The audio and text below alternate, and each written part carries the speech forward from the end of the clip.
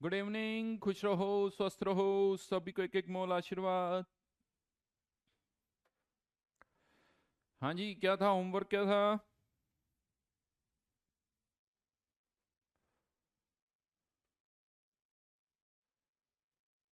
S1, O1 और JEE advanced.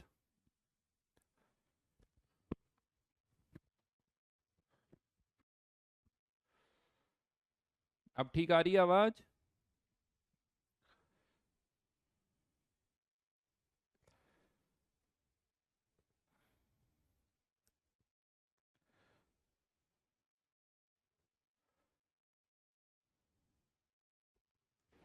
आ जाएगी, आ जाएगी। जल्दी से बताओ क्या क्या था, क्या डाउट्स है।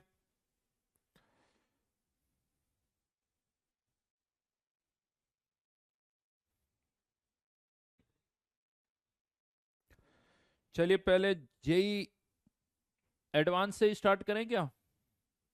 यस, जेई एडवांस्ड भी हो गया। जेई एडवांस के बस एक क्वेश्चन में डाउट है, एक भी एडवांस का क्वेश्चन नहीं छोड़ा। वेरी गुड निखिल, सम्यक, रिहान।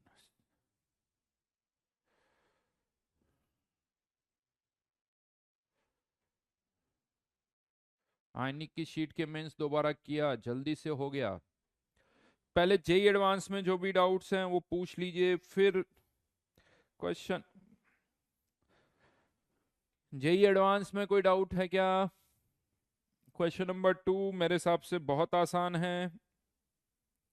उसके बाद क्वेश्चन नंबर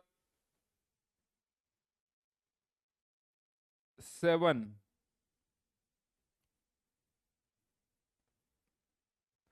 ये भी आसानी है।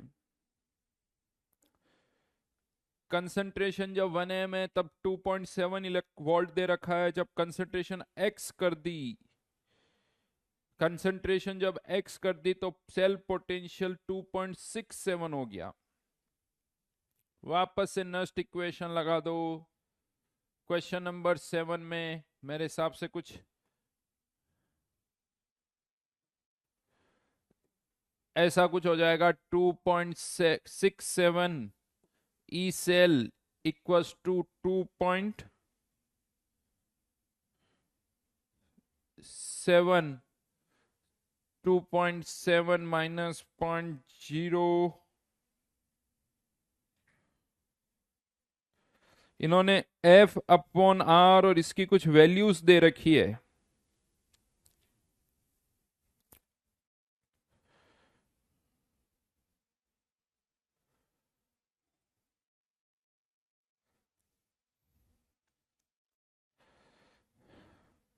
फॉर्मूला होता है NRT,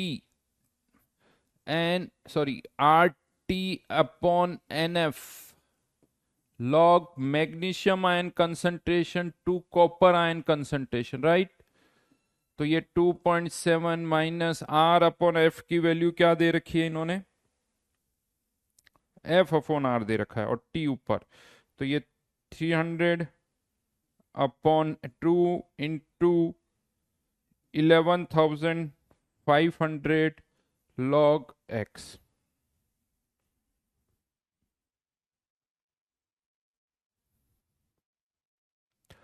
आज आवाज कम आ रही है, देखते नहीं क्या यार, आवाज सही आ रही है यार?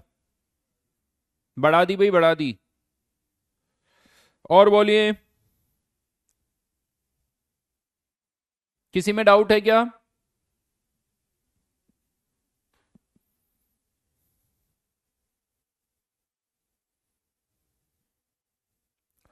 दीपक, कौन से क्वेश्चन की बात कर रहे हो? क्वेश्चन नंबर लिखो।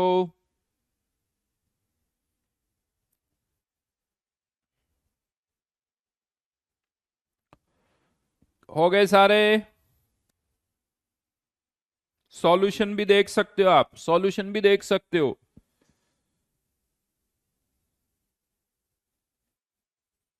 बहुत बढ़िया। सप्तांशु एफिशिएंसी मतलब delta G upon delta H.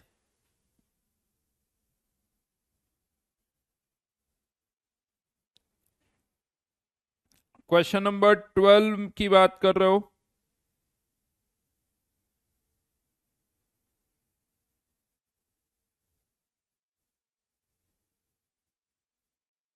when 1 mole of X is converted into Y,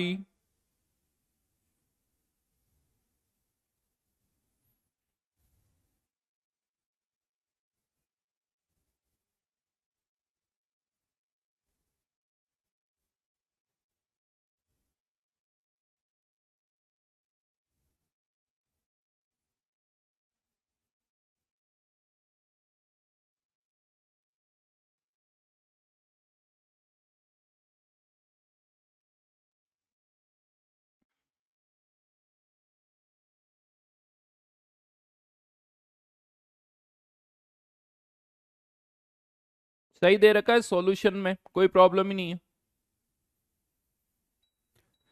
delta G को बैलेंस करना, एक जगह डेल्टा जी नेगेटिव, एक जगह डेल्टा जी पॉजिटिव है,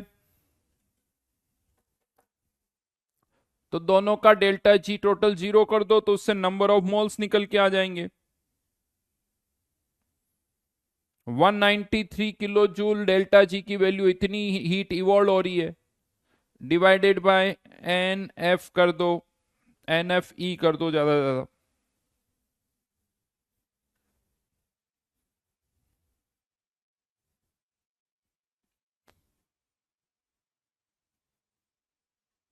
चलिए डन। S1 में डाउट्स बोलिए 38 से 42 तक। S1 में डाउट्स।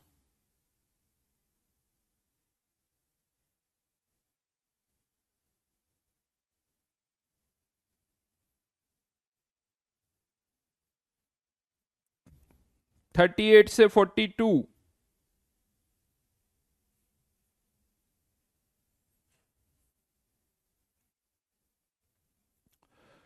क्वेश्चन नंबर 42, वाटर का हाइड्रोलाइसिस हो रहा है। एक्चुअली H2 और O2 किससे प्रोड्यूस होते हैं? H2 और O2 किससे प्रोड्यूस होंगे? H2O के हाइड्रोलाइसिस से। H2O से क्या होता है, H प्लस आयन मिलते हैं, ये H प्लस आयन जो है H2 में कन्वर्ट हो जाते हैं कैथोड पर, तो कैथोड पर तो होता है रिडक्शन, तो यहां पर इसका एन फैक्टर अगर मैं निकालूंगा तो एक मोल के साथ 2 इलेक्ट्रॉन, तो इस हाइड्रोजन का एन फैक्टर कितना हो गया? 2। ऑक्सीजन किससे प्रोड्यूस होती है? OH माइनस से O2। इसको अगर हमें बैलेंस करना है तो 4OH plus twice H2O plus 4 electron. ये OH आयन का क्या हो गया? ऑक्सीडेशन, तो यहां पर इसका एन फैक्टर कितना हो गया? 4। ये याद रखना थ्रू आउट, अगर हाइड्रोजन और ऑक्सीजन H2O से प्रोड्यूस हो रही है तो इनके एन फैक्टर 2 और 4 हो जाएंगे, क्वेश्चन में भी दे रखा है। अब इक्विवेलेंट्स तो जितने हाइड्रोजन के होंगे उतने ही इक्विवेलेंट्स किसके होंगे? ऑक्सीजन के भी होंगे। दोनों के इक्विवेलेंट्स बराबर होंगे। हाइड्रोजन का वॉल्यूम कितना दे रखा? 0.224, 0.224 वॉल्यूम दे रखा है। मान लो ये एसटीपी पर ही है, किसी भी कंडीशन पर मान लो, तो यहां पर 22.4 से डिवाइड कर दिया मैंने, जैसे 1 एटमॉस्फेयर 2 373 पर, ये क्या आ गए? मोल्स इनटू इसका एन फैक्टर 2। ऑक्सीजन का वॉल्यूम बताना है, ऑक्सीजन के लिए भी 1 एटमॉस्फेयर 273 पर एक मोल का वॉल्यूम 22.4, इसका एन फैक्टर 4, तो ये वाली टर्म तो वैसे ही कैंसिल आउट हो जाएगी। वैसे थोड़ा और आसानी से भी कह सकते थे, H2O से जब H2 और O2 प्रोड्यूस होती है तो इस रिएक्शन को अगर हम बैलेंस करें तो ये 2 टाइम्स आ जाता है, राइट? तो सीधा सीधा भी कह सकते हैं अगर इसके x मोल है तो इसके 2x होंगे, यानी हाइड्रोजन के मोल्स ऑक्सीजन से डबल होंगे तो हाइड्रोजन का वॉल्यूम ऑक्सीजन के वॉल्यूम का डबल होगा, यानी ऑक्सीजन का वॉल्यूम हाइड्रोजन का आधा होगा। वैसे भी बोल सकते हो।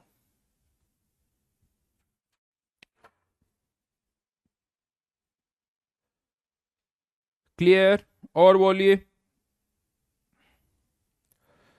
38 से 42 इलेक्ट्रोलाइटिक सेल पर क्वेश्चन दिए थे मैंने सारे।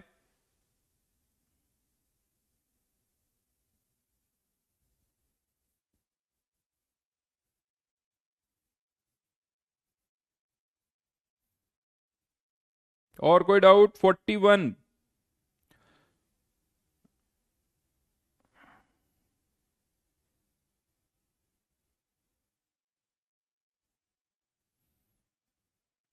क्वेश्चन नंबर 41 में 2.977 ग्राम पैलेडियम, ये पैलेडियम के नंबर ऑफ मोल्स हो गए। अब हमें ये नहीं पता कि पैलेडियम जो है कौन सी ऑक्सीडेशन स्टेट में है, ये हमें नहीं पता है। तो एन की वैल्यू ही निकालनी है, और जो एन होगा वही इसका एन फैक्टर हो जाएगा। सुनना, जो एन होगा वही इसका ऑक्सीडेशन नंबर होगा, वही एन फैक्टर होगा। तो ये नंबर ऑफ मोल्स, ये इक्विवेलेंट्स, इतने ही इक्विवेलेंट्स किसके चाहिए? चार्ज के। तो चार्ज के इक्विवेलेंट्स क्या होते हैं? Q divided by 96,500। ये क्या हो गए? Equivalents of charge, equivalents of palladium. अब आपको टाइम चाहिए तो करंट मल्टीप्लाइड बाय टी, क्योंकि चार्ज डायरेक्ट नहीं दे रखा, ये दे रखा कि 3 एम्पियर करंट को इतने टाइम तक पास किया गया, 1 आवर तक। 1 आवर को सेकंड्स में कन्वर्ट कर देना, तो 3 आवर्स, 3 एम्पियर करंट, 1 आवर मतलब 3600 सेकेंड्स डिवाइडेड बाय 96,500। इससे किसके लिए सॉल्व कर सकते हो? एन। नैतिक बेटा, हो गया डिस्कशन एडवांस का।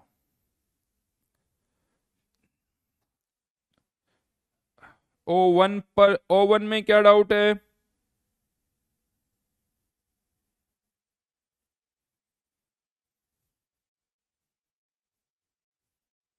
क्या दिया था O1 में?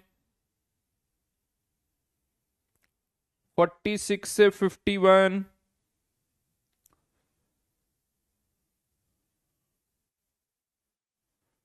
46 से 51।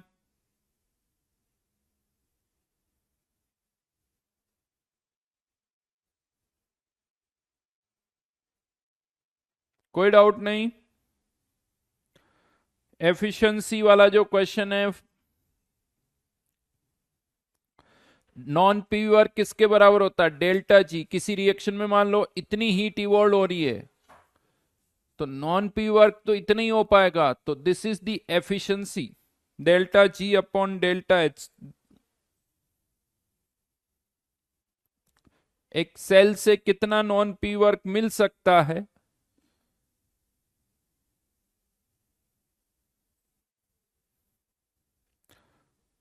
और कोई डाउट?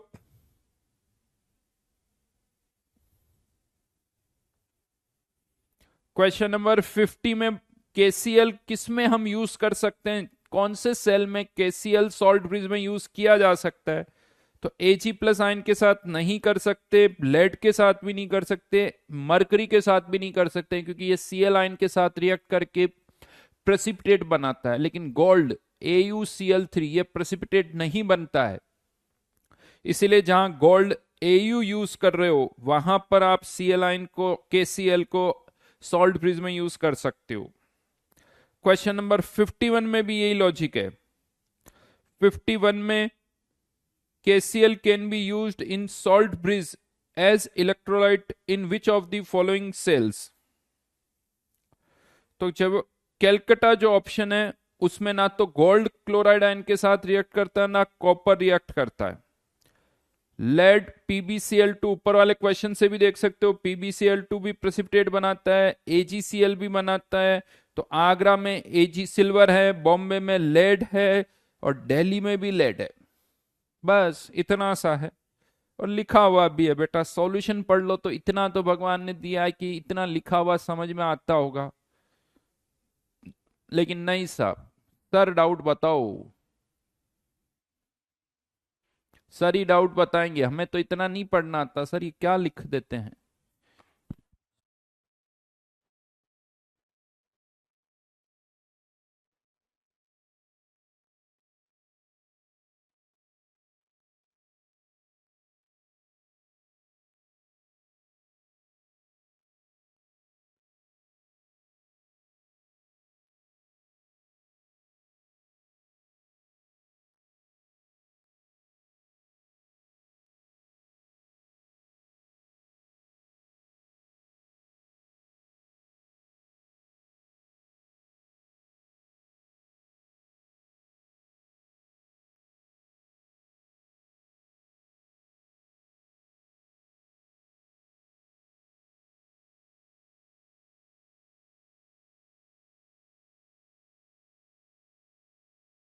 इसको भी दिखाना है।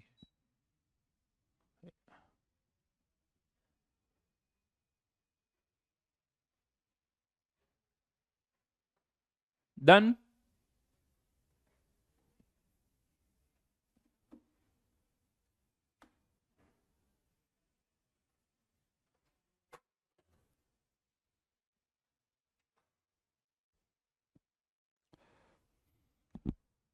चलिए, तो लास्ट क्लास में हमने यहां तक डिस्कस कर लिया था ना।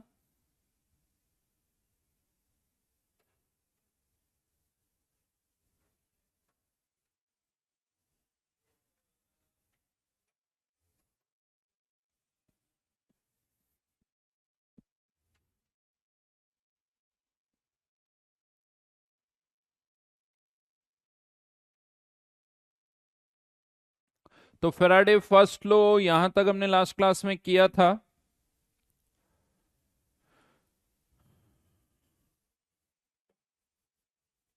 और मैंने आपसे यह कहा था कि अगर हम किसी भी सेल के थ्रू करंट पास करते हैं तो जितने इक्विवेलेंट चार्ज के होंगे उतने ही इक्विवेलेंट सब्सटेंस एनोड पर भी डिपॉजिट होगा, उतने ही इक्विवेलेंट सब्सटेंस कैथोड पर भी प्रोड्यूस होगा। तो इक्विवेलेंट्स जो होंगे वो सब जगह बराबर होंगे। और आई थिंक एक क्वेश्चन भी हमने किया था, मैंने कहा था कि अगर 5 फेराडे करंट पास कर रहे हैं तो बताइए कितना सोडियम प्रोड्यूस होगा, कितनी क्लोरीन प्रोड्यूस होगी। तो 5 फेराडे मतलब कितना चार्ज, 5 इक्विवेलेंट चार्ज। तो इसके भी 5 इक्विवेलेंट प्रोड्यूस होंगे, इसके 5 इक्विवेलेंट मतलब इतने मोल्स, और इतने मोल्स का मास कितना हो गया 2.5 इंटू 71 ग्राम, राइट। तो बेसिक चीज यही है कि इक्विवेलेंट सभी के बराबर होंगे, सभी के इक्विवेलेंट्स बराबर होंगे। जैसे एक दो क्वेश्चन अभी हमने शीट में भी किए हैं, क्वेश्चन उसी तरह से होंगे, केवल आपको इक्विवेलेंट्स बराबर करने। यानी मेरा मानना है कि बहुत आसान क्वेश्चन आते हैं, बहुत आसान क्वेश्चन आते हैं, इजीली सॉल्व किया जा सकता है, कहीं कोई चेंज नहीं होगा, सारे क्वेश्चन का कॉन्सेप्ट वही है जो भी मैंने NaCl का करवाया। हाँ, थोड़ा सा आपको एन फैक्टर निकालना आना चाहिए थोड़ा ढंग से, कि एन फैक्टर कैसे निकालना है वो हमें पता होना चाहिए, बाकी कहीं कोई प्रॉब्लम नहीं आती है। जैसे एक दो क्वेश्चन और दे देता हूं। Find charge required to produce, वैसे तो कर चुके होंगे आप इस तरह के, 54 gram aluminium from Al+3 solution. Aluminium का एटॉमिक मास होता है 27,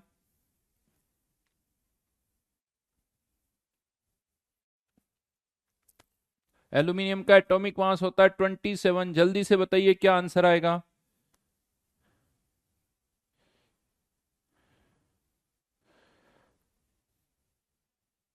लक्ष्य कह रहा है सर इंडिया की आइसक्रीम कंपनीज जिलेटिन यूज नहीं करती है।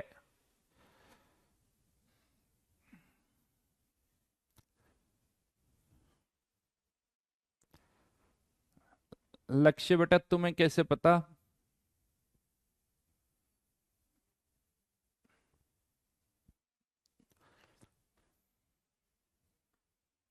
बिल्कुल सही कहा, 6 फेराडे।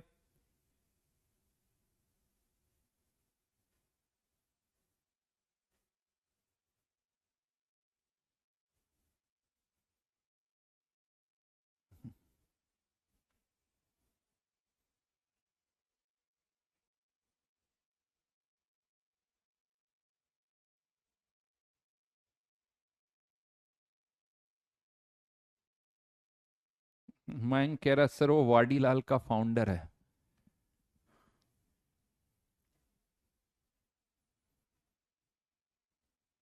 बिल्कुल सही, 6 फेराडे। एल्यूमिनियम +3 से +3 इलेक्ट्रॉन एल्यूमिनियम, तो एन फैक्टर इसका कितना हो गया 3। अब इसके मोल्स निकाल लो, तो कितने मोल्स चाहिए 54 ग्राम, यानी हमें चाहिए 2 मोल एल्यूमिनियम और 2 मोल एल्यूमिनियम के इक्विवेलेंट्स कितने होंगे, मोल्स इनटू एन फैक्टर, यानी कितने इक्विवेलेंट्स हो गए, 6 इक्विवेलेंट्स। तो चार्ज भी कितना चाहिए, 6 फेराडे, 6 इक्विवेलेंट यानी 6 फेराडे। अब मैं इसको करंट और ये भी पूछ सकता हूं, ये भी पूछ सकता हूं कि बताओ इतने एम्पियर की करंट को कितने टाइम तक पास करना होगा, तो ये फेराडे में आंसर आ गया। अगर आपको कुलॉम्स में चाहिए तो 6 इंटू 96,500, ये आंसर किस में हो जाएगा, कुलॉम्स में। और फिर आपको कुछ एम्पियर या टाइम चाहिए तो इसको I मल्टीप्लाइड बाई टी कर दो। अगर एम्पियर पता है तो टाइम पता चल जाएगा, टाइम पता है तो एम्पियर पता चल जाएगा।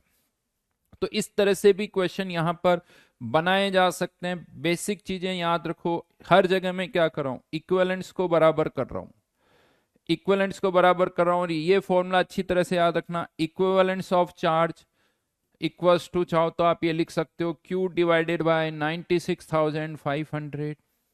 इवन अब इस तरीके से हम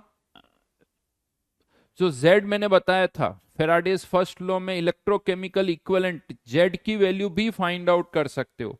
वो कैसे फाइंड आउट कर सकते हो वो मैं आपको बताता हूं। फेराडे फर्स्ट लॉ क्या कहता है, Q Z, Faraday's first law कहता है W equals to Z into Q, right.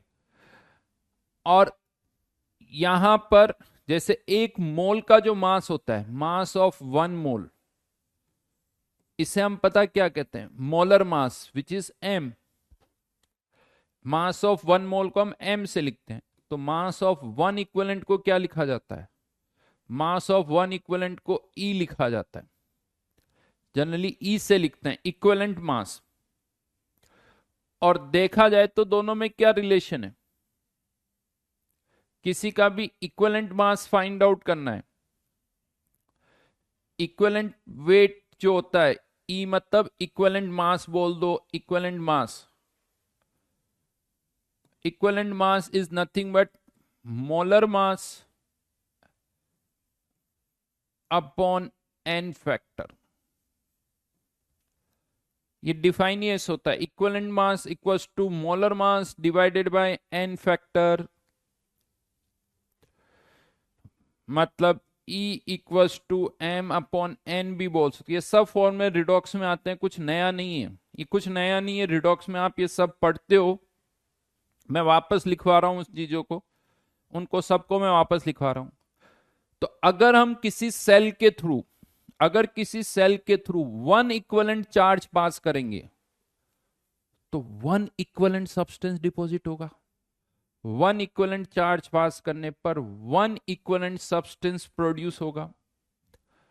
और 1 इक्विवेलेंट सब्सटेंस का मास जो होगा, 1 इक्विवेलेंट मास ऑफ 1 इक्विवेलेंट किसके बराबर होता है, E मतलब इक्विवेलेंट मास के बराबर। ध्यान रखना ये इलेक्ट्रोड पोटेंशियल नहीं है, यहां पर इस E को मैं कह रहा हूं इक्विवेलेंट मास, इक्विवेलेंट मास। ध्यान रखना, कंफ्यूज मत हो जाना, इसीलिए मैंने लिखा हुआ है इक्विवेलेंट मास।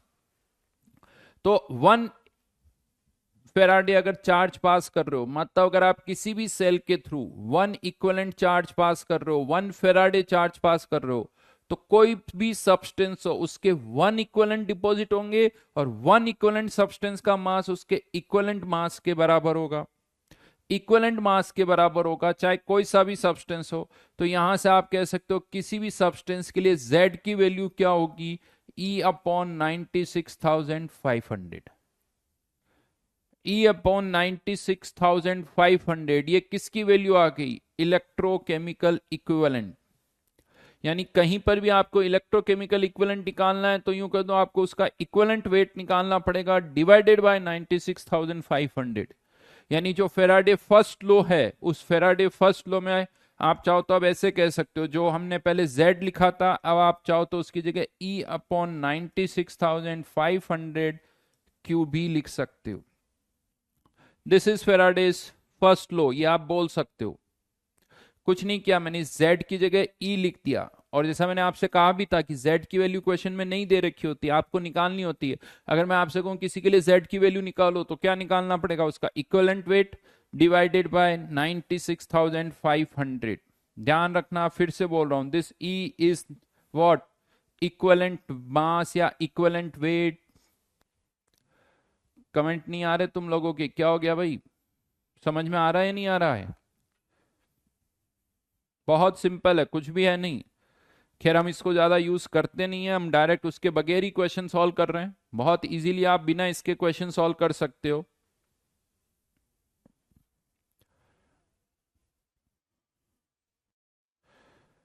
और इवन इसके बाद मैं आपको बता दूं, फेराडे सेकंड लॉ जो है वो फेराडे के फर्स्ट लॉ से ही निकल के आता है। फेराडे का जो सेकंड लॉ है वो फेराडे फर्स्ट लॉ से ही निकल के आता है। मतलब ये देखा जाए तो उसकी भी कोई जरूरत नहीं है हमें। ठीक है, बोर्ड के लिए मैं आपको बता दूं, बोर्ड में हो सकता है आपसे पूछ लिया जाए कि बताओ फेराडेज फर्स्ट लॉ और सेकंड लॉ क्या है। What is first law and what is second law of Faraday, Faraday's second law.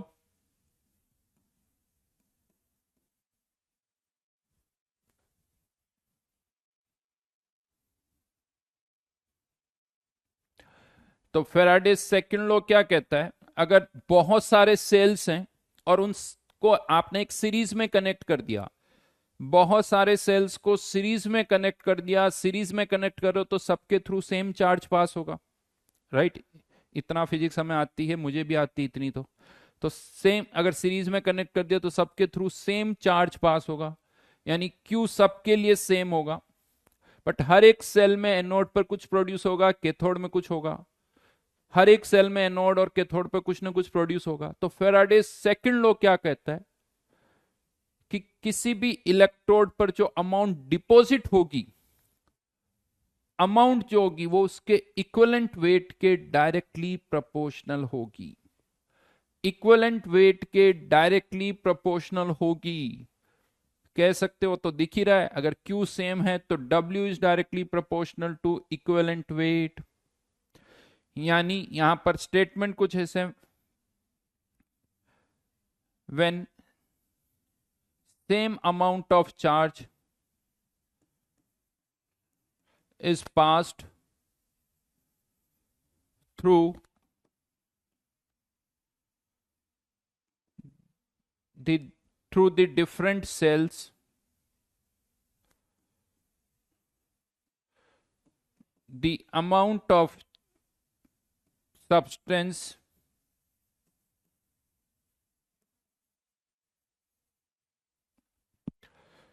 produced at each electrode is directly proportional to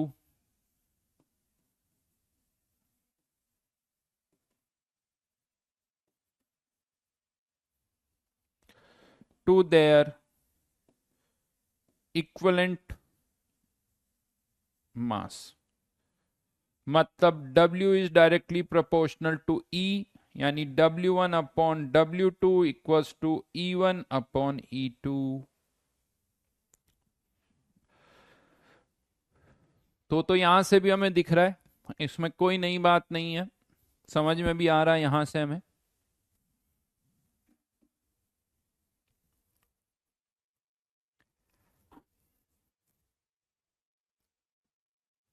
right? चलिए इस पर भी एक क्वेश्चन देता हूं, सिंपल सा ही है।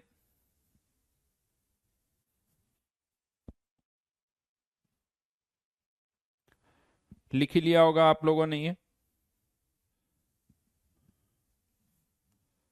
3 electrolytic cells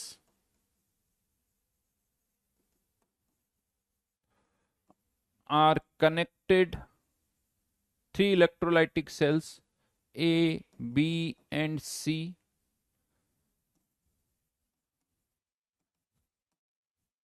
containing copper sulfate, AgNO3 and AuCl3 respectively,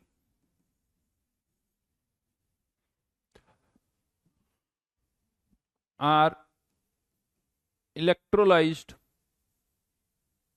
by 0.1 Faraday charge. Find the ratio of mass of metal deposited at cathode if these cells are connected in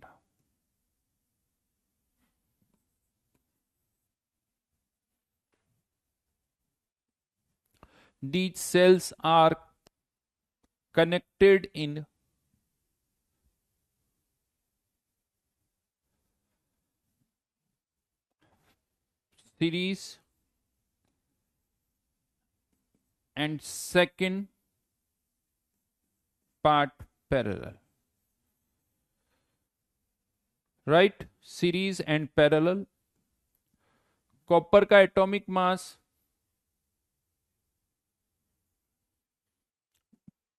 64 ले लेना, सिल्वर का 108, gold का वैसे तो 197 होता है, अभी चलो तो 198 ले लो.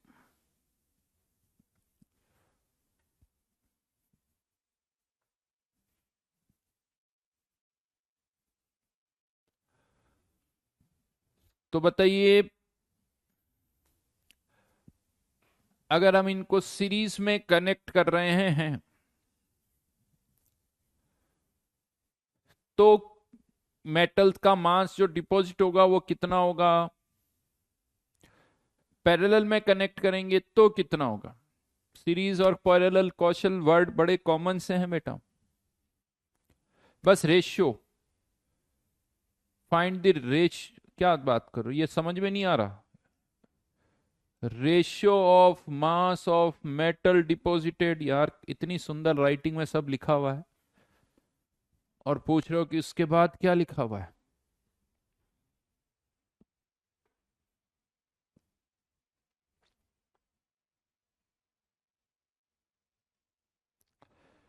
सप्तांशु AU रिएक्ट्स विथ Cl. क्या बोलूं अब तुम्हें,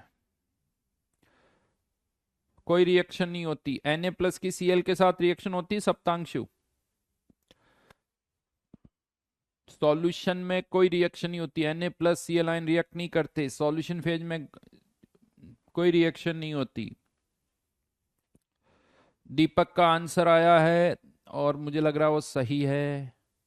अमन का भी सही है, रूपकथा का भी सही है.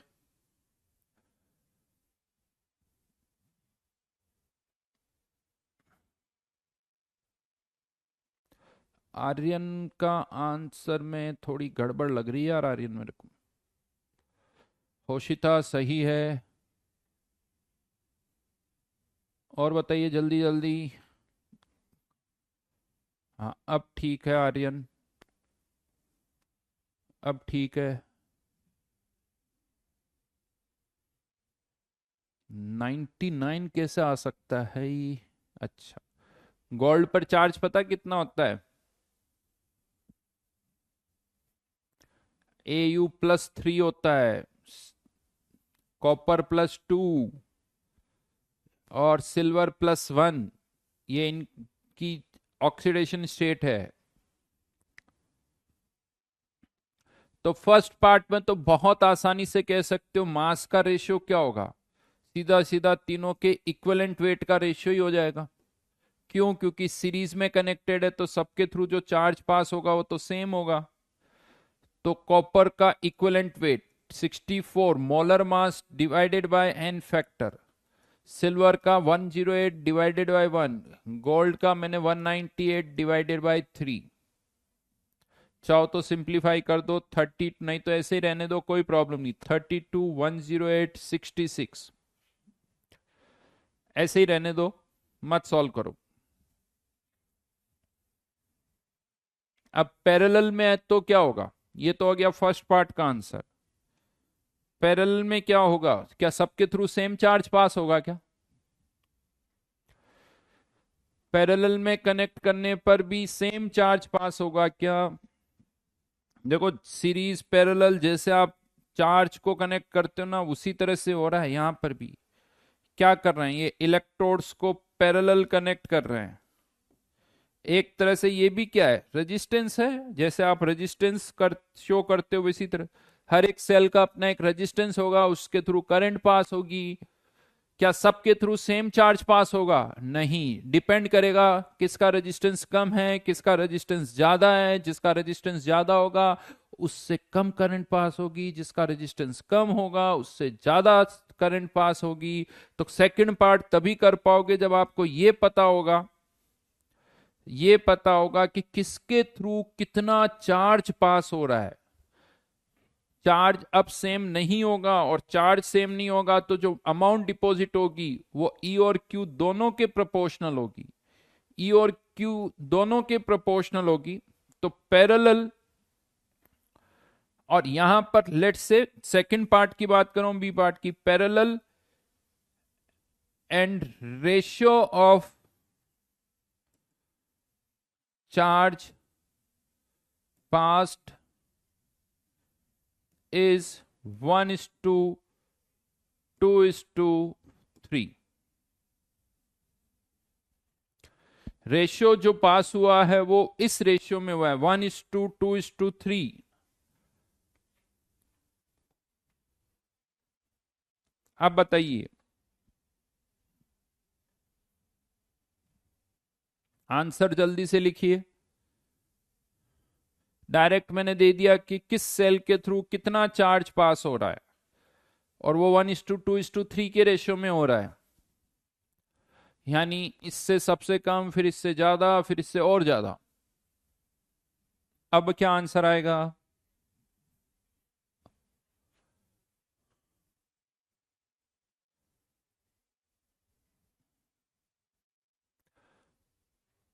बिल्कुल सही, कुछ करना ही नहीं है। यहाँ केवल ई का रेशियो लिया था। यहाँ E1 Q1, E2 Q2, E3 Q3, right. 64 divided by 2 into 1, 108 divided by 1 into 2, 198 divided by 3 into 3। 1 2 3 से मल्टीप्लाई कर दिया भाई। 32 206 198, बिल्कुल सही। 32 206 198।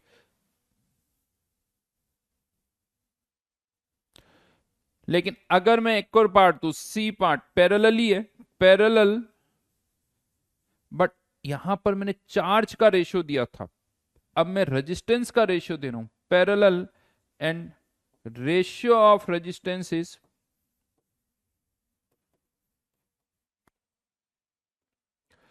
Ratio of resistance is 3:2:1। अब बताइए आंसर क्या होगा? अरे हिमांशी, मैंने क्वेश्चन में दे रखा है, हाउ वी फाइंड नहीं, क्वेश्चन में दे रखा है, ये मैंने इंफॉर्मेशन।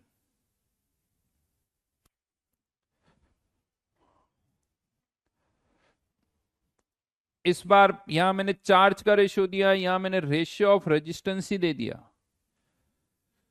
3:2:1। अब बताइए मास का रेशियो क्या होगा?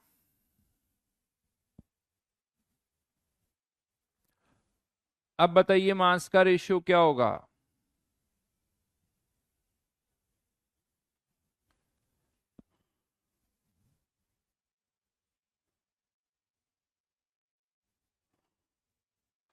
आंसर लिखो रेशियो की टर्म्स में।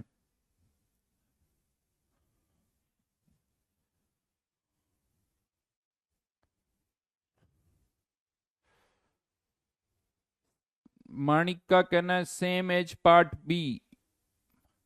कौशल का कहना है सेम एज पार्ट बी।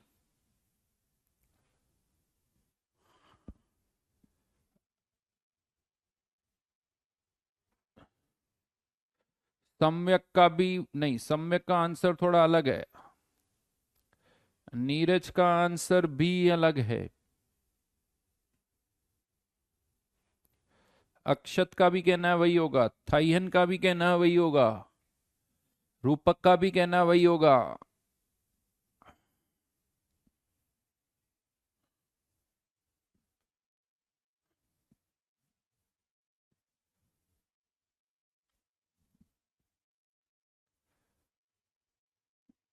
कोई कह रहा है इंडिपेंडेंट ऑफ रेजिस्टेंस। अच्छा, प्रणव का कहना वही होगा जो बी पार्ट में है।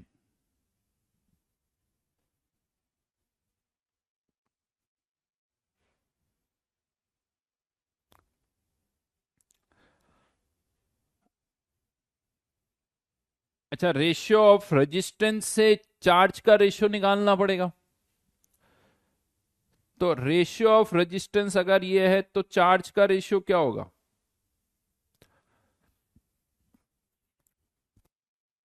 चार्ज का रेशियो क्या यही होगा, बी पार्ट वाला ही?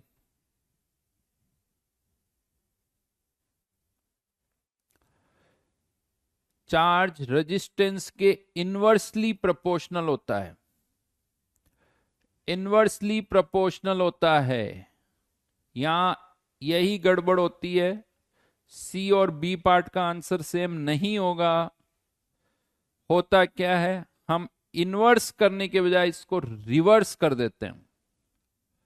इनवर्स करने के बजाय रिवर्स कर देते हैं। ये रेजिस्टेंस का रेशियो अगर आप मुझसे पूछोगे चार्ज का रेशियो क्या होगा, ये नहीं होगा। चार्ज का रेशियो होगा 1:3, 1:2, 1:1। यानी अगर मैं इसको 6 से मल्टीप्लाई कर दूं तो 2:3:6, ये चार्ज का रेशियो आया है। This is ratio of charge.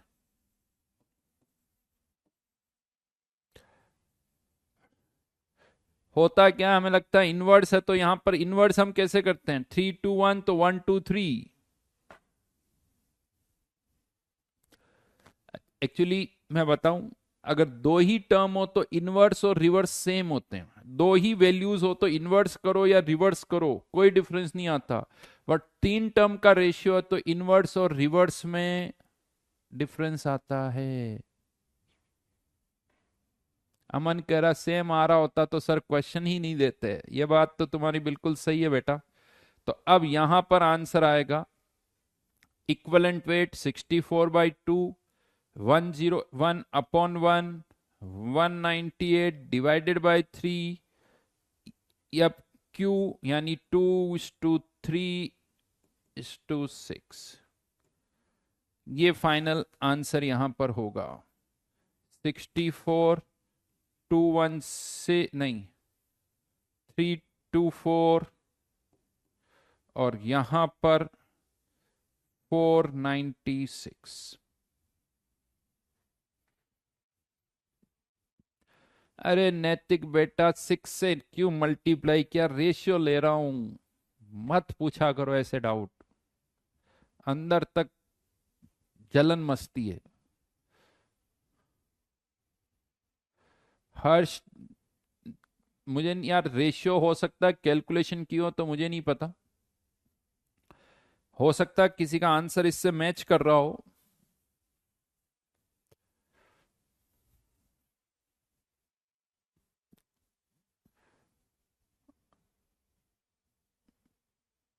गलत लिख दिया भाई, गलत लिख दिया। हाँ, 396 बस। तो ये ध्यान रखना, इनवर्स अलग चीज होती है, रिवर्स अलग चीज होती है, दोनों को मिक्स ना करें। इनवर्स और रिवर्स दोनों को मिक्स ना करें।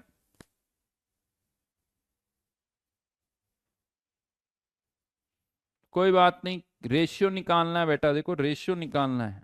अब रेशियो कैसे निकालते हो कोई फर्क नहीं पड़ता। चलिए, जिन जिन का आंसर मैच कर रहा था बहुत बढ़िया, शानदार। क्योंकि ये क्वेश्चन मैं हर बार पूछता हूं, ज्यादातर स्टूडेंट्स गलत करते हैं, जल्दबाजी में गलत करते हैं, वो इनवर्स को रिवर्स कर देते हैं। तो ये याद रखना, गलती ना हो इस तरह से, ये गलती ना हो। हाँ, 2 नंबर्स का रेशियो है, उसको इनवर्स करो या रिवर्स करो वही रहता है। बट 3 नंबर का रेशियो है तो इनवर्स और रिवर्स में डिफरेंस आता है। तो फाइनली यहां पर आके यूं कह दो कि केस 1 जो है वो हमारा कंप्लीट होता है। मैं इलेक्ट्रोलाइटिक सेल की बात कर रहा था और याद करो उसमें मैंने कहा था केस 1, और केस 1 ये था कि सेल में केवल एक ही केटाइन और एक ही एनाइन है, तो क्या होगा? देखो एक ही केटाइन और एक ही एनाइन है तो केटाइन कैथोड पर जाएगा, एनाइन एनोड पर जाके डिपॉजिट हो जाएगा, और हमने फिर क्वेश्चंस किए कि इतनी करंट पास करने पर कितनी अमाउंट डिपॉजिट होगी। इस तरह के बहुत सारे क्वेश्चंस हमने यहां पर किए हैं, और क्वेश्चंस करेंगे शीट में, बट बेसिक चीज यही है। बट क्या होगा अगर सेल में एक से ज्यादा आयंस हो? तो केस 2 पर मैं आ रहा हूं। केस 2, इफ सॉल्यूशन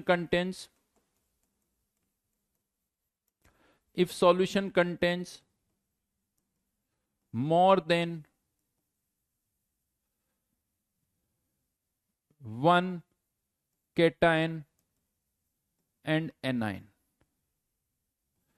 यानी एक से ज्यादा केटाइन है और एक से ज्यादा एनाइन है, तो क्या होगा?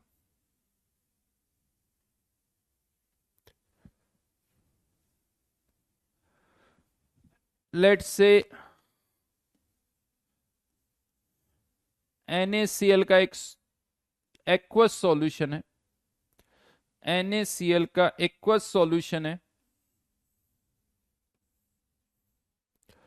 जिसके थ्रू हम करंट पास कर रहे हैं। लेकिन अब हमने जो सॉल्यूशन लिया NaCl का वो एक्वस सॉल्यूशन है, और अगर एक्वस सॉल्यूशन है यहां पर तो सॉल्यूशन में Na प्लस आइन भी होंगे, Cl आइन भी होंगे, H प्लस आइन भी होंगे और OH आइन भी होंगे। ये सभी यहां पर होंगे। और अब जब आप इस पे करंट पास करोगे तो ये Na प्लस आयन और Na प्लस आयन और H प्लस आयन कैथोड पर जाएंगे, Cl आयन और OH आयन एनोड की तरफ मूव करेंगे। तो क्वेश्चन ये आता है, क्या ये चारों आयन एक साथ डिपॉजिट होना स्टार्ट करेंगे?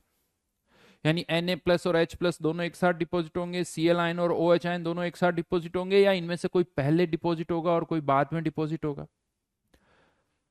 वो कैसे डिसाइड करें? तो यस, आंसर इज सब एक साथ डिपॉजिट नहीं होंगे। तो कौन पहले डिपॉजिट होगा? तो यहां पर आप ये कह सकते हो कि एनोड पर जो आयंस जा रहे हैं उनका क्या होता है? ऑक्सीडेशन। तो जिनका ऑक्सीडेशन पोटेंशियल ज्यादा होगा वो एनोड पर पहले ऑक्सीडाइज होंगे, और जिनका रिडक्शन पोटेंशियल ज्यादा होगा वो कैथोड पर पहले डिपॉजिट होंगे। यानी जहां ऑक्सीडेशन हो रहा है वहां ऑक्सीडेशन पोटेंशियल से कंपेयर करोगे, जहां रिडक्शन हो रहा है वहां रिडक्शन पोटेंशियल से कंपेयर करोगे। तो answer is the substance with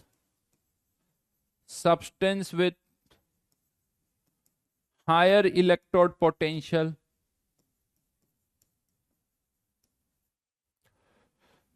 will be deposited first,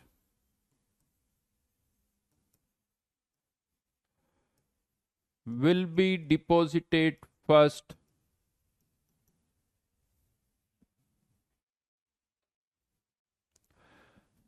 हाँ, मैंने यहां पर सिंपली इलेक्ट्रोड पोटेंशियल लिखा है, ऑक्सीडेशन रिडक्शन नहीं लिखा है, बिकॉज अगर ऑक्सीडेशन हो रहा है तो आपको ऑक्सीडेशन पोटेंशियल को कंपेयर करना होगा, रिडक्शन हो रहा है तो रिडक्शन पोटेंशियल को कंपेयर करना होगा।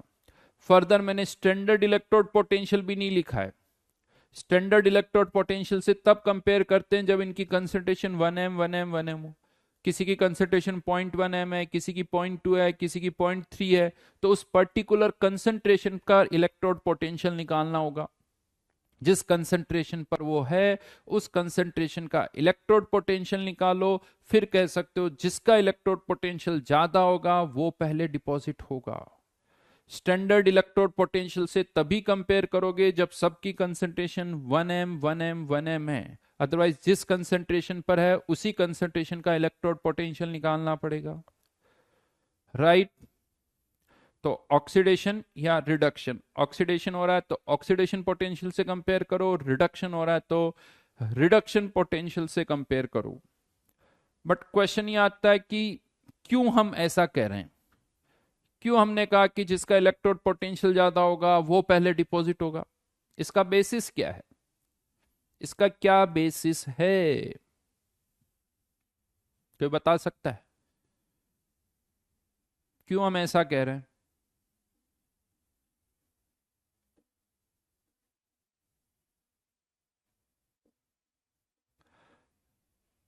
नीरज ने लिखा है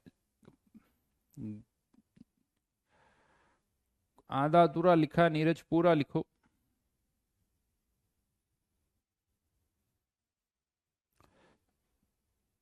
तनय ने कुछ लिखा डेल्टा जी ज्यादा कम होगा।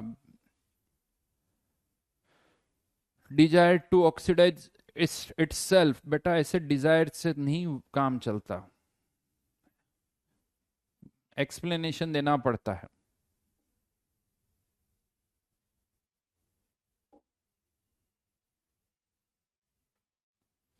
यस बिल्कुल सही कह रहे हो। इलेक्ट्रोड पोटेंशियल से हम इसलिए कमेंट कर पा रहे हैं बिकॉज जिसका इलेक्ट्रोड पोटेंशियल ज्यादा होगा उसका डेल्टा जी ज्यादा नेगेटिव होगा, उसका डेल्टा जी ज्यादा नेगेटिव होगा, और जिसका डेल्टा जी ज्यादा नेगेटिव होता है वो रिएक्शन पहले होती है। देखो हम ये नहीं कह रहे कि दूसरी नहीं होगी, बट जिसका डेल्टा जी ज्यादा नेगेटिव होगा वो रिएक्शन पहले होगी, फिर वो रिएक्शन होगी जिसका डेल्टा जी कम नेगेटिव है। तो इसीलिए इलेक्ट्रोड पोटेंशियल से क्यों कह रहे हैं, बिकॉज ऑफ डेल्टा जी। और अगर आप पूछोगे डेल्टा जी से क्यों कह रहे हैं, तो फिर उसको एंट्रोपी से कनेक्ट करना होगा। जिसका डेल्टा जी ज्यादा नेगेटिव होगा उससे यूनिवर्स की एंट्रोपी चेंज ज्यादा पॉजिटिव होगी, तो पहले वो रिएक्शन होगी जिससे यूनिवर्स की एंट्रोपी में ज्यादा चेंज हो रहा है, वो पहले होगी, फिर उसके बाद दूसरी रिएक्शन होगी। तो ये सब कनेक्टेड किससे है, एंट्रोपी से। लेकिन अब यहां एक डाउट आता है, यहां पर एक डाउट आता है, वो डाउट क्या वो मैं आपको यहां पर पूछ रहा हूं। लेट से मैं यहां पर दो रिएक्शन लिखता हूं, A plus plus electron converting into A, और B two plus plus two electron converting into B. ये दो रिएक्शन है, और लेट से इसका इलेक्ट्रोड पोटेंशियल दे रखा है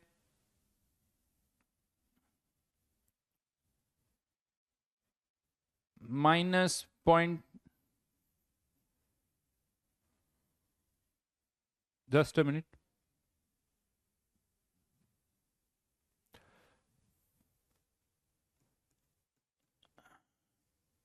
1 वोल्ट।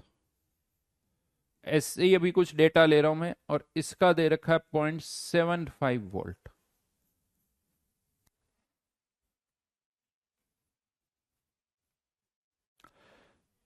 बताओ इनमें से कौन सा आयन पहले रिड्यूस होगा, ए प्लस या बी प्लस टू?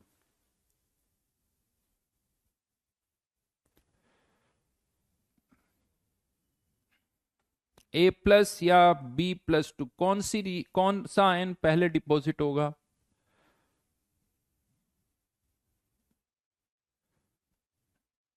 दीप्तम ने लिखा है बी टू प्लस, विनय ने लिखा है ए प्लस, एम डी। पहले ही तुम तो मैनेजिंग डायरेक्टर बन गए बेटा, एम डी। कोई सीईओ नहीं है क्या? कोई एमडी, कोई सीईओ, कोई फाउंडर, कोई को फाउंडर? हम्म, कोई चेयरमैन, कोई वाइस चेयरमैन, कोई प्रेसिडेंट, कोई प्राइम मिनिस्टर?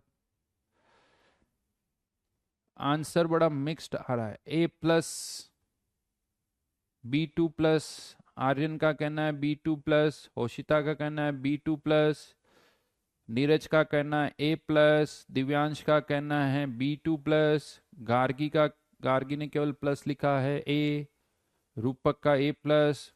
हम्म, अच्छा बी क्यों होगा भाई? इलेक्ट्रोड पोटेंशियल तो ए का ही ज्यादा है, तो बी क्यों होगा? मुझे सब समझ में आता है एमडी का मतलब क्या है। A has more electron potential, more negative delta G.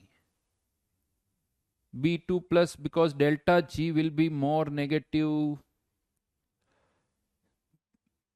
because अगर हम इसका डेल्टा G लिखते हैं तो इसमें एक ही इलेक्ट्रॉन है NF/1, और यहां पर जब डेल्टा G लिखते हैं तो इसमें दो इलेक्ट्रॉन है, तो इंटू 0.75।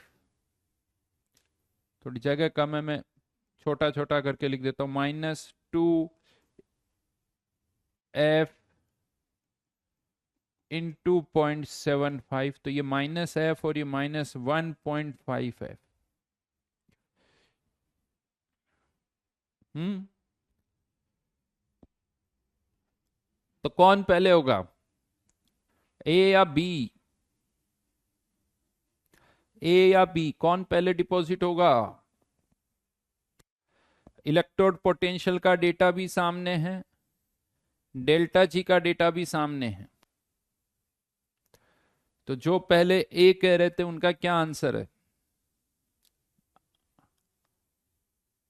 अब सबका आंसर बॉम्बे हो गया भाई।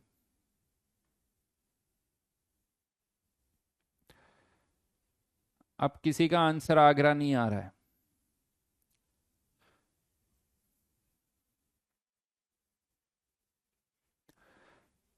चलो एक काम करता हूं, ये जो रिएक्शन है, इस रिएक्शन को ऐसे लिख देता हूं मैं, ऑन पेपर कैसे भी लिख सकता हूं, मेरी इच्छा है।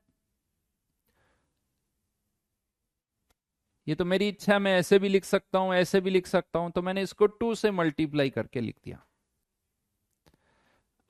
अब बताओ कौन डिपॉजिट होगा? हाँ, अब कौन डिपॉजिट होगा? अभी भी बी या ए?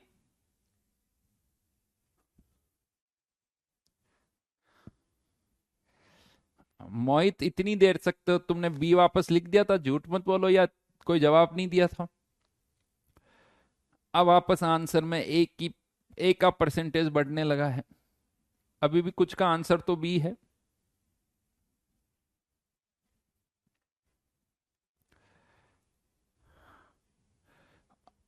क्योंकि अब इसका डेल्टा जी ज्यादा नेगेटिव हो गया, क्योंकि अब इसमें भी 2 इलेक्ट्रॉन, इसमें भी 2 इलेक्ट्रॉन, तो अब इसका E1, इसका 0.5, तो अब इसका डेल्टा जी ज्यादा नेगेटिव हो जाएगा।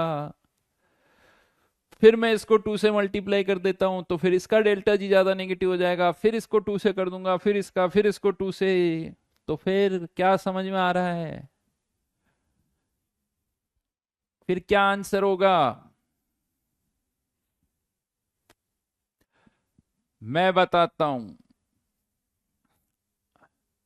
एक्चुअली ये जो डेल्टा जी है ना, या कंपेयर जब कर रहे हो, सोचो आप, इसको समझो चीजों को।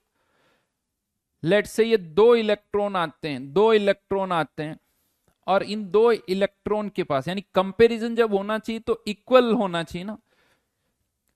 यहां 2 इलेक्ट्रॉन, यहां 1 इलेक्ट्रॉन से कंपेयर नहीं होगा। यूं मान के चलो कि 2 इलेक्ट्रॉन आते हैं, और अब इन 2 इलेक्ट्रॉन के पास 2 ऑप्शन है, या तो एक B+2 को डिपॉजिट करे, या ये 2 इलेक्ट्रॉन 2A+ को डिपॉजिट करे। तो ये 2 इलेक्ट्रॉन किसको डिपॉजिट करेंगे? जिसका डेल्टा जी ज्यादा नेगेटिव होगा, जिसका डेल्टा जी ज्यादा नेगेटिव होगा। लेकिन कंपेयर कब करोगे? जब यहां पर भी 2 इलेक्ट्रॉन, यहां पर भी 2 इलेक्ट्रॉन होंगे, दोनों जगह इक्वल नंबर ऑफ इलेक्ट्रॉन्स होने चाहिए ना, तब कंपैरिजन होगा।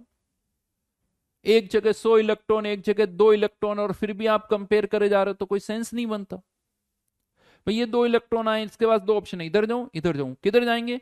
जिसका डेल्टा जी ज्यादा नेगेटिव होगा, जिसका डेल्टा जी ज्यादा नेगेटिव होगा। यानी कंपैरिजन तब करो जब दोनों रिएक्शन में नंबर ऑफ इलेक्ट्रॉन्स इक्वल हो। और अगर नंबर ऑफ इलेक्ट्रॉन्स इक्वल है, तो फिर जिसका इलेक्ट्रोड पोटेंशियल ज्यादा होगा, उसी का डेल्टा जी ज्यादा नेगेटिव होगा, उसी का डेल्टा जी ज्यादा नेगेटिव होगा। यानी सीधा सीधा कह दो, जिसका इलेक्ट्रोड पोटेंशियल ज्यादा, उस वही रिएक्शन पहले होगी। यानी A+ पहले डिपॉजिट होगा as compare to B2+।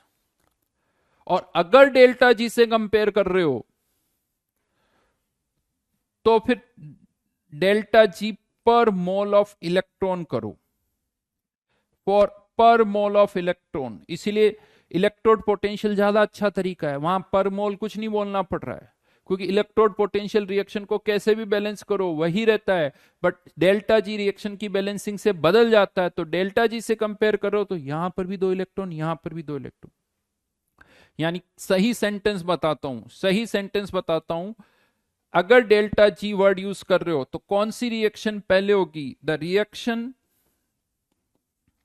With more negative value of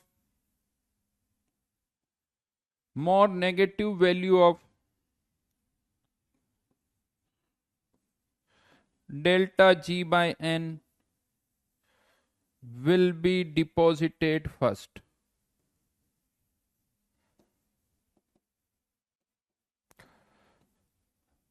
जिसका डेल्टा जी बाय एन ज्यादा होगा, डेल्टा जी से जब भी कंपेयर करोगे delta G by N word use करोगे।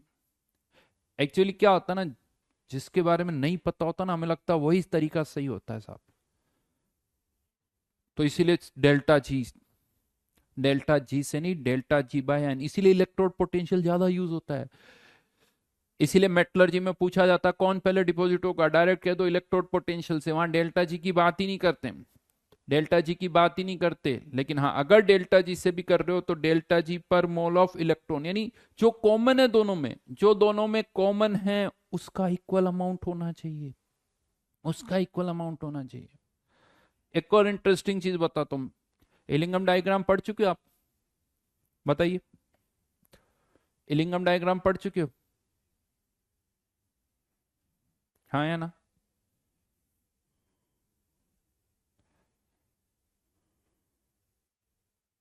मेटलर्जी में, इनऑर्गेनिक में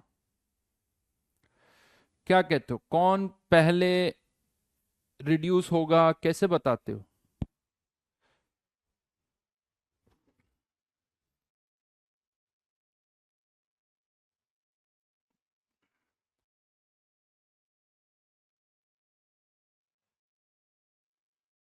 कैसे बताते हो? डेल्टा जी से नीचे वाले ऊपर वाले को क्या कर देते हैं, रिड्यूस कर देते हैं, यही होता है।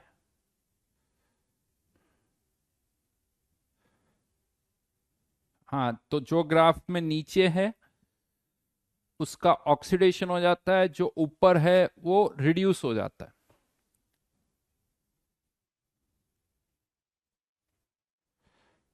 क्योंकि जो नीचे वाला है उसका डेल्टा जी ज्यादा नेगेटिव है, वो ऑक्सीडाइज होता है, उसका डेल्टा जी ज्यादा नेगेटिव है, वो ऑक्सीडाइज होगा तो कोई ना कोई रिड्यूस होगा, तो जो ऊपर वाला है उसका रिडक्शन होता है। बट आपने नोटिस किया है, जो सारी रिएक्शंस होती है, जो सारी रिएक्शंस होती है वो ऑक्सीडेशन की होती है। अच्छा, वो जो कर्व बने हुए होते हैं, जैसे मैग्नीशियम का ऑक्सीडेशन आपने देखा होगा, एल्यूमिनियम का ऑक्सीडेशन, इसी तरह की लाइनें होती ना, ऊपर नीचे अभी मैं नहीं देख रहा, बट ये वाई एक्सिस पर पता है क्या होता है डेल्टा जी, एक्स एक्सिस पर क्या होता है टेम्परेचर। आपको पता है इसमें हॉरिजेंटल लाइन किसकी आती है, ये जब कर्व आप बनाते हो तो किसकी हॉरिजेंटल लाइन आती है? मेटल की नहीं, किसकी हॉरिजेंटल लाइन आती है?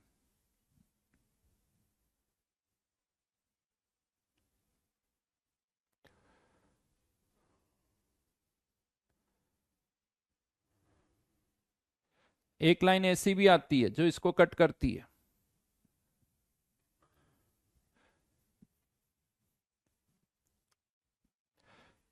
ये लाइन पता है, कार्बन वाली जो लाइन होती है, CO2 जो बनता है वो हॉरिजेंटल होती है, और ये वाली लाइन जो होती है वो पता है क्या होती है,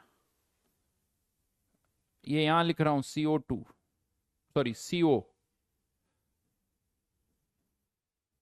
एक पर्टिकुलर टेम्परेचर के बाद CO बन जाता है। बिल्कुल सही कह रहे हो, ये कर्व पता है क्यों आया, ये किसके बीच का कर्व है, delta G versus T, delta G versus T. और यहां पर इसका डेल्टा एन जी जीरो, इसका डेल्टा एन जी जीरो, इसीलिए इसका entropy change zero, entropy change zero, इसीलिए ये वाली टर्म ही जीरो हो गई। डेल्टा जी एक फिक्स हॉरिजेंटल लाइन है, इसका डेल्टा एन जी, इसका डेल्टा एन जी नेगेटिव है, सॉरी पॉजिटिव है, उल्टा बोल दिया, delta N G positive, delta N G positive तो स्लोप नेगेटिव, अच्छा ये बताओ, यहां पर ये जो रिएक्शंस होती है इलिंगम डायग्राम में सब बैलेंस्ड होती है, सब बैलेंस्ड रिएक्शन होती है,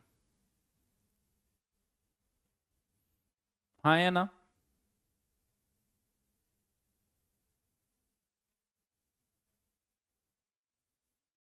कैसे बैलेंस करते हो?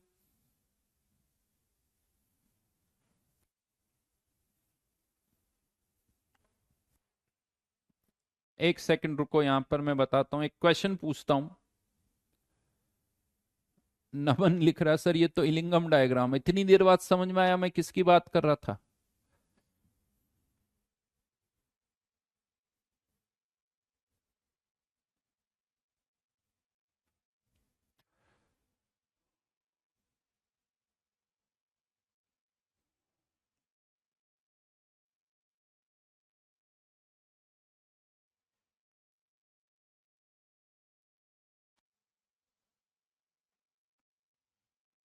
ऐसे ही अभी इस पर मत जाना कि एक्चुअल इलिंगम डायग्राम में कौन ऊपर होगा कौन नीचे होगा। लेट से मैं आपको इन दोनों का डेल्टा जी का डेटा दे देता हूं।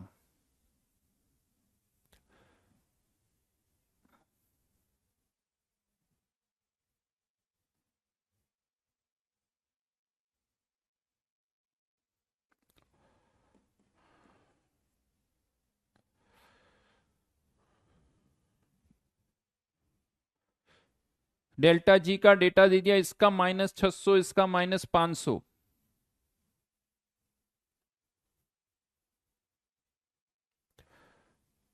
अब बताओ मुझे कि इलिंगम डायग्राम पर किसका कर्व नीचे होगा, इसका या इसका? इलिंगम डायग्राम में किसका कर्व नीचे होगा, एल्यूमिनियम वाला या मैग्नीशियम वाला?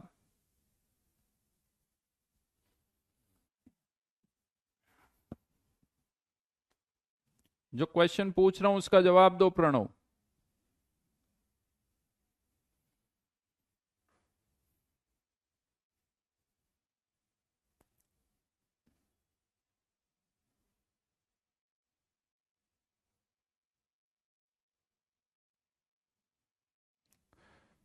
ज्यादातर का आंसर तो एल्यूमिनियम आ रहा है, बट कुछ लोगों ने मैग्नीशियम भी लिखा है।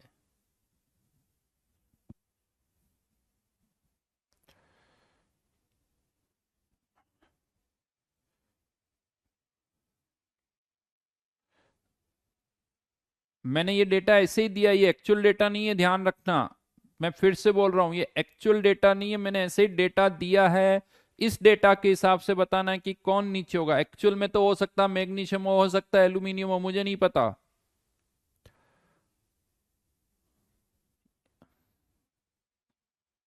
एक्चुअल से मत जाना कि सामने सर इलिंगम डायग्राम खोला हुआ है, अच्छा सर इलिंगम डायग्राम पे मैं देख रहा हूं मैग्नीशियम नीचे है, मैं एक्चुअल से मतलब नहीं है।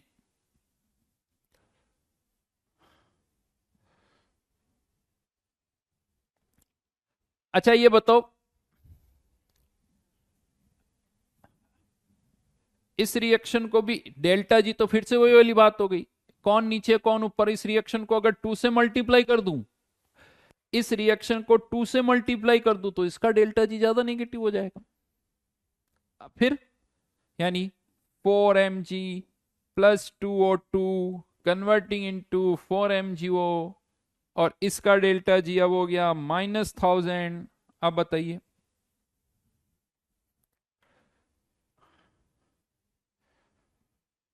कुछ समझ में आ रही बातें? कुछ दिमाग काम कर रहा है? मैं बताता हूं, इलिंगम डायग्राम में जब आप कर्व प्लॉट करते हो, इन सब में कॉमन क्या है, ऑक्सीजन। इन सब में कॉमन क्या है, ऑक्सीजन। सब में ऑक्सीजन के मोल्स बराबर होने चाहिए। पर मोल ऑफ ऑक्सीजन, जहां यहां मैंने कहा था ना पर मोल ऑफ इलेक्ट्रॉन, यहां पर मोल ऑफ ऑक्सीजन होता है। इसीलिए इलिंगम डायग्राम में आप जितनी भी रिएक्शंस देखोगे, सब में ऑक्सीजन का कोफिशिएंट 1 होता है। यानी इलिंगम डायग्राम में ये वाली नहीं यूज करोगे, इवन इसको 2/3 से मल्टीप्लाई करोगे, यूं कह दो इसको 2/3 से मल्टीप्लाई करूंगा तो ये आ जाता है 4/3 aluminium plus O2 converting into 2/3 aluminium O2 और 2/3 से इसको मल्टीप्लाई किया तो ये वैल्यू आ जाएगी -600 इंटू 2/3 विच इज -400। यानी अब कंपेयर करो, यहां पर भी 1 मोल, यहां पर भी 1 मोल, ये 1 मोल ऑक्सीजन जो है, ये 1 मोल ऑक्सीजन यहां पर भी है, 1 मोल ऑक्सीजन यहां पर भी है। अब जिसका डेल्टा जी ज्यादा नेगेटिव होगा वो नीचे आएगा, तब कंपैरिजन किया जाता है। उसी तरह से यहां पर क्या कॉमन है, इलेक्ट्रॉन, पर मोल ऑफ इलेक्ट्रॉन। यहां क्या है, पर मोल ऑफ ऑक्सीजन। यानी कभी भी दो रिएक्शन को कंपेयर कर रहे हो, कौन सी रिएक्शन पहले होगी? अगर दोनों रिएक्शन में कोई भी एलिमेंट कॉमन नहीं है तो उनका कंपैरिजन नहीं हो सकता। अगर मैं आपसे कहूं ए बी में पहले कन्वर्ट होगा या सी डी में पहले होगा, अरे यार दोनों में कुछ भी कॉमन नहीं है, होगी दोनों रिएक्शन, कौन पहले होगी उसके लिए कुछ तो कॉमन होना चाहिए। दोनों में इलेक्ट्रॉन कॉमन है तो कंपेयर कर सकते हो, दोनों में ऑक्सीजन कॉमन है तो कंपेयर कर सकते हो, दोनों में H2 कॉमन है तो कॉमन कंपेयर कर सकते हो कि H2 इधर जाए या इधर जाए। तो उसका लॉजिक है। समझ में आई मेरी बात? ये क्वेश्चन, इसी तरह का एक क्वेश्चन ओलंपियाड में आया हुआ है, ईयर में भी 2000 INCHO, इंडियन INCHO में आया हुआ ये क्वेश्चन है। पूरा अच्छा खासा 4-5 क्वेश्चन है इसी पर बेस्ड, इलिंगम डायग्राम और यही सारी चीजें यूज होती है। तो बड़ा इंटरेस्टिंग क्वेश्चन है, ओलंपियाड, इंडियन नेशनल ओलंपियाड में आया हुआ 2000 शायद 18-19 या कभी है, एग्जैक्टली ईयर तो नहीं याद है मुझे, या 17 भी हो सकता है। समझ में आई बात? और लॉजिक सीधा सा है, जिसका डेल्टा जी ज्यादा नेगेटिव है उसका ऑक्सीडेशन होगा, दूसरे का रिडक्शन होगा, ओवरऑल डेल्टा जी नेगेटिव होगा। ओवर रटना मत, उसको समझना थोड़ा सा। क्यों नीचे वाली रिएक्शन, नीचे वाले का ऑक्सीडेशन होता है, ऊपर वाले का रिडक्शन होता है, नीचे वाले का रिडक्शन होता है, ऊपर वाले का ऑक्सीडेशन होता है। क्यों, समझ लेना इस चीज को। समझाता हूं, जैसे एक सिंपल सा केस लिखता हूं यहां पर,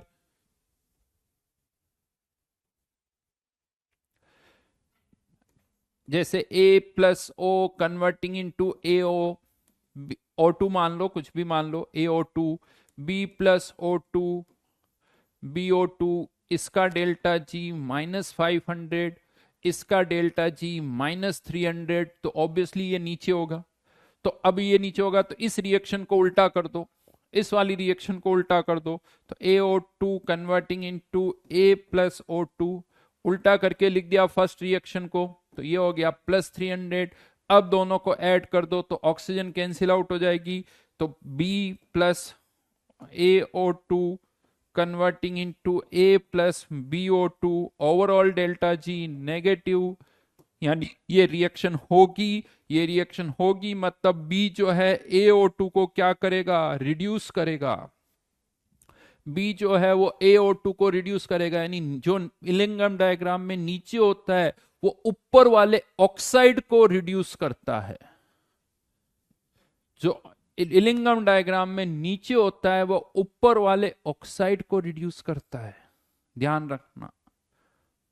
जो उसका ऑक्साइड है उसको रिड्यूस, मेटल को क्या रिड्यूस करोगे, मैग्नीशियम का कोई रिडक्शन नहीं होता, मैग्नीशियम ऑक्साइड का रिडक्शन हो सकता है, एल्यूमिनियम ऑक्साइड का रिडक्शन हो सकता है, Fe2O3 का रिडक्शन हो सकता है, Fe का रिडक्शन नहीं हो सकता, Fe माइनस में नहीं जाता, एल्यूमिनियम माइनस में नहीं जाता, तो रिडक्शन हमेशा उनके ऑक्साइड्स का ही होगा।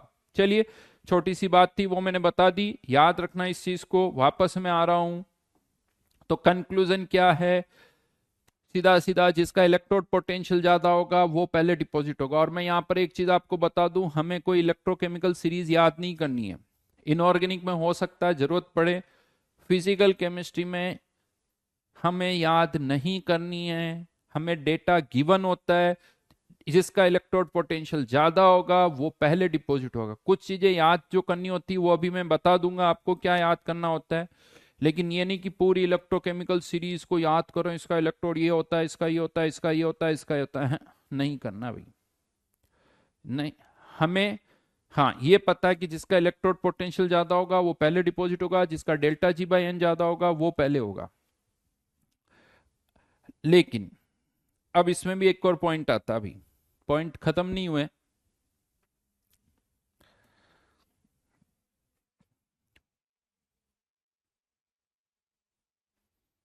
बहुत बढ़िया, याद हो गया तो अच्छी बात है। मैं फिजिकल केमिस्ट्री की बात कर रहा हूं कि फिजिकल में क्या जरूरत है। उसके बाद नेक्स्ट पॉइंट पर आ रहा हूं।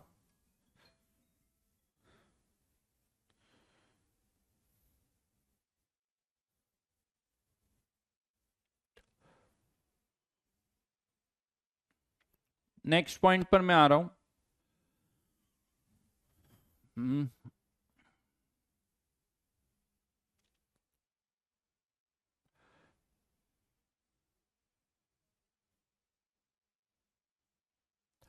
एक्वस सॉल्यूशन अगर है, let's say A plus plus A plus plus electron converting into A,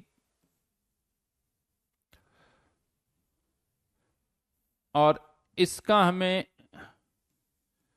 electrode potential दे रखा है -1 वोल्ट या -0.3 वोल्ट, ठीक है।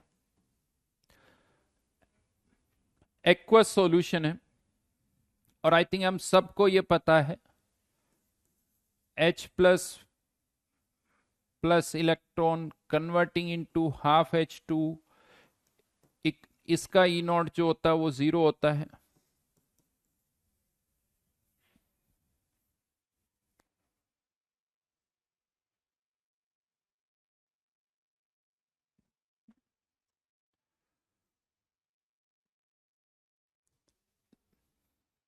A प्लस और H प्लस,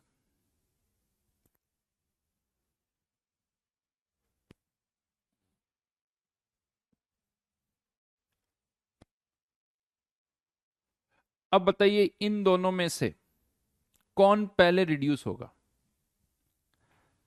इन दोनों में से कौन पहले रिड्यूस होगा? A प्लस या H प्लस?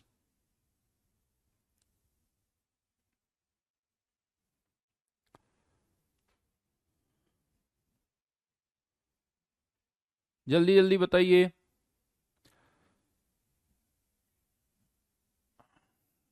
क्या बोला? जिसका इलेक्ट्रोड पोटेंशियल ज्यादा होता है। किसका इलेक्ट्रोड पोटेंशियल ज्यादा है? किसका इलेक्ट्रोड पोटेंशियल ज्यादा है?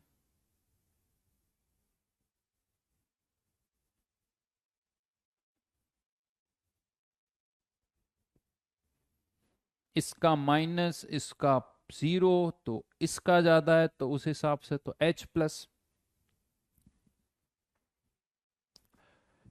लेकिन आंसर है A प्लस।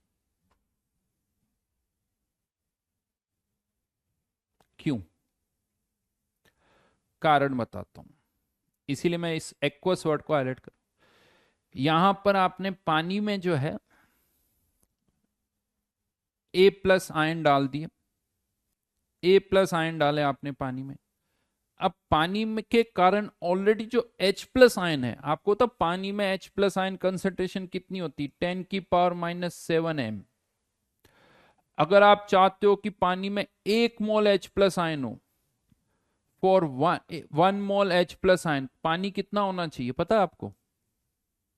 यानी 10⁻⁷ into m equals into V equals to 1, तो वॉल्यूम होना चाहिए 10⁻⁷ litre, which is 10 million litre. 10 million litre, इतना पानी अगर आप लेते हो तो उसमें 1 मोल H प्लस आयन होंगे। H प्लस आयन पानी के कारण, पानी में हाइड्रोजन एटम बहुत है, 1 लीटर पानी में H2O के 55 मोल्स है, लेकिन H प्लस आयन बहुत कम है, क्योंकि पानी बहुत कम आयोनाइज होता है। पानी बहुत कम आयोनाइज होता है, तो पानी के अंदर जो ऑलरेडी H प्लस आयन है वो तो बहुत कम है।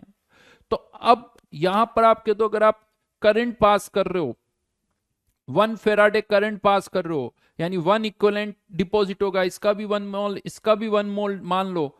तो इसका आप पानी कितना लोगे, इलेक्ट्रोलाइसिस करो तो 1 लीटर, 2 लीटर, 5 लीटर, 10 लीटर। तो क्या उस 10 लीटर पानी में इतने H+ आयन है क्या? नहीं है। हाँ लेकिन H2O बहुत सारे हैं, H2O बहुत सारे हैं। तो अगर आपको 1 मोल H+ आयन चाहिए, तो पानी में ऑलरेडी जो H+ आयन है वो तो एक तरह से न के बराबर है, 10⁻⁷। उनको तो भूल जाओ, उनको भूल जाइए। तो फिर H+ आयन आएंगे कहां से? आ सकते हैं, लेकिन किसके आयोनाइजेशन से? वाटर के आयोनाइजेशन से। वाटर के आयोनाइजेशन से, यस। ये पानी जो है वो आयोनाइज होके क्या प्रोड्यूस करेगा? H+आयन। और ये H+आयन जो है वो फिर आप कह सकते हो कि वो रिड्यूस होंगे, और रिड्यूस होके क्या प्रोड्यूस करेंगे? H2। ये यहां 2 लिख दिया इसीलिए इसको 2 टाइम्स कर रहा हूं, ये 2 टाइम्स, ये 2 टाइम्स। लेकिन अब पानी में केवल रिडक्शन नहीं हो रहा है H+आयन का, H+आयन का रिडक्शन नहीं हो रहा है, पहले H2 आयोनाइज हो रहा है। यानी यहां पर अब पानी में क्या रिएक्शन होगी? H2O से H+आयन आएंगे, वो H+आयन फिर रिड्यूस होंगे। तो ओवरऑल रिएक्शन जो यहां पर होगी, वो ओवरऑल रिएक्शन क्या होगी? Twice H2O plus 2 electron converting into H2 plus twice OH-। और अगर ये रिएक्शन होगी तो इसका E0 क्या वही होगा जो इस H+ का है? यस, ये E0 0 है, definitely H+ converting into H2। क्या ये E0 भी 0 होगा? नहीं होगा, आपको ये E0 निकालना पड़ेगा। और ये वैल्यू है KW का स्क्वायर हो गया, 2 टाइम्स कर दिया, इसीलिए KW का स्क्वायर इक्वल्स टू 10⁻⁻28। याद करो, ये डेटा आप निकाल चुके हो, ये डेटा आप निकाल चुके हो, मैंने ये क्वेश्चन करवा दिया। इसका KW पता है, इसका E0 पता है। ये वैल्यू लगभग लगभग कुछ आती है -0.84, थोड़ा राउंड ऑफ कर रहा हूं इसीलिए, -0.84। और पता है इसको क्या बोला जाता है? इसको बोला जाता है reduction potential of water. This is the reduction potential of water. Exactly अगर आप ये वैल्यू देखोगे तो -0.8277 होती है, -0.8277 होती है। बिल्कुल स्वपन सही कहा, ये एग्जैक्ट वैल्यू नहीं है, मैं थोड़ा राउंड ऑफ कर रहा हूं। यानी देखा जाए तो यहाँ H+ का रिडक्शन नहीं बोल सकते हो आप, यहाँ H+ नहीं, H2O का रिडक्शन हो रहा है, ये बोलो। H2O का रिडक्शन हो रहा है, क्योंकि H2O से पहले H+आयन आ रहे हैं, वो H+आयन H2 में जा रहे हैं, तो ओवरऑल रिएक्शन ये हो रही है। जैसे याद करो लास्ट क्लास में मेटल मेटल स्पेरिंगली वाले केस में क्या होता, सिल्वर का ऑक्सीडेशन हो रहा था, सिल्वर पानी में जा रहे थे, तो Ag+Cl के साथ रिएक्शन हो रही थी। तो ओवरऑल रिएक्शन का E0 यूज करते हैं, यानी जो रिएक्शन हो रही है ओवरऑल रिएक्शन का E0 यूज करते हैं। और इसमें भी अब प्रॉब्लम है, ये E0 है, ये E0 का मतलब क्या है? जब H+ या OH ion concentration, OH ion concentration 1 MO, तो यहां पर हमें pH 7 का डेटा निकालना पड़ेगा। H2O converting into H2 at pH 7 equals to ये E0, नस्ट इक्वेशन लगा रहा हूं, -0.84 -0.06 डिवाइडेड बाई 2 लॉग, ये 1 है, ये अपियर नहीं होगा, OH आयन कंसेंट्रेशन का स्क्वायर, OH आयन कंसेंट्रेशन का स्क्वायर। सुनते जाओ बेटा, बहुत सारी बातें हैं, बहुत सारी बातें हैं। ये 2 से 2 कैंसिल, pH 7 पर OH आयन कंसेंट्रेशन 10⁻⁻7.06, 10⁻⁻7, ये प्लस हो जाएगा -0.84 प्लस 0.42 -0.42, लगभग इसी के आसपास आता है। यानी this is the reduction potential of water at pH 7। ये डेटा आपको याद रखना है, ये डेटा आपको याद रखना है। यानी अगर H+आयन पानी से आ रहे हैं तो आपको पानी का रिडक्शन पोटेंशियल यूज करना होगा। बहुतों को गलत पता है कि किससे कंपेयर करेंगे, H+ से नहीं कंपेयर करोगे, H+ से नहीं करोगे, वाटर से कंपैरिजन करोगे। अगर एक्वस सॉल्यूशन में से पूछा जाए कि कौन पानी से पहले रिड्यूस होगा, तो जिसका रिडक्शन पोटेंशियल पानी से ज्यादा होगा वो पहले रिड्यूस होगा। हमें क्या लगता है, H+ के ऊपर वाले पहले, H+ के नीचे नहीं। और वो भी डेटा ये तो मैंने pH 7 पे निकाला है। ये डेटा भी कब कंपैरिजन के लिए यूज करोगे, अगर pH 7 है तो। हम यही मानते हैं, अगर pH नहीं दे रखी तो पानी की pH 7 मान के ही करते हैं कि अच्छा पानी है, pH क्या मान लो 7। तो अब इस 0.3 को आप किससे कंपेयर करोगे, -0.3 को किससे कंपेयर करोगे, -0.42 से कंपेयर करोगे। और जब -0.42 से कंपेयर करोगे तो कौन पहले डिपॉजिट होगा, A+ डिपॉजिट होगा। हाँ जी, कुछ समझ में आ रहा है, ऐसा लग रहा है गलत गलत पढ़ा रहा हूं। कोई गलत नहीं पढ़ा रहा हूं, कोई गलत नहीं पढ़ा रहा हूं, सही पता बता रहा हूं। और वही वाली बात है, सही बातें, सही बुक्स, सही लोग, अच्छी बातें, अच्छे लोग, अच्छी किताबें थोड़ी मुश्किल से समझ में आती है।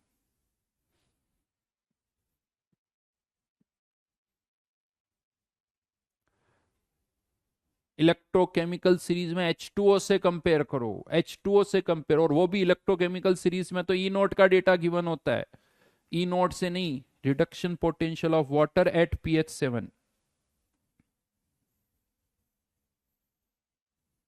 एट pH 7, ये याद रखना। अब लिखना क्या वो मैं बता दूं, रुको यहां पर। इस एग्जाम्पल को तो लिखना बाद में, लिख लिया हो तो भी वापस। और इससे पहले एक हेडिंग डालना, इससे पहले एक हेडिंग डालना, रिडक्शन पोटेंशियल ऑफ वाटर। ये वर्ड यूज होना चाहिए, रिडक्शन पोटेंशियल ऑफ वाटर। फिर उसके बाद ये डिराइव करो, ये सारी चीजें लिखो। This is the reduction potential of water at pH 7। ये आपको याद होना चाहिए। हाँ, अगर पानी में आप बाहर से H+ आयन डाल दो, किसी ने पूछा भी था, एसिड डाल दो बाहर से, अगर आप H+ आयन डाल दो, एसिड डाल दो। अब हम H2O से H+ आयन नहीं ले रहे हैं, अगर H2O से H+ आयन नहीं ले रहे हो तो आप इससे कंपेयर कर सकते हो, फिर कर सकते हो।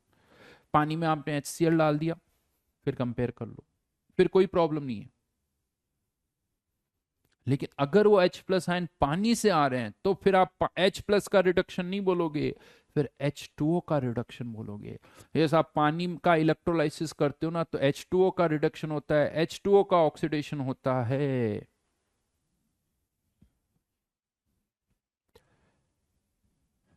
दिमाग तुम्हारा स्टेटमेंट नहीं समझ में आ रहा, क्या लिख रहे हो।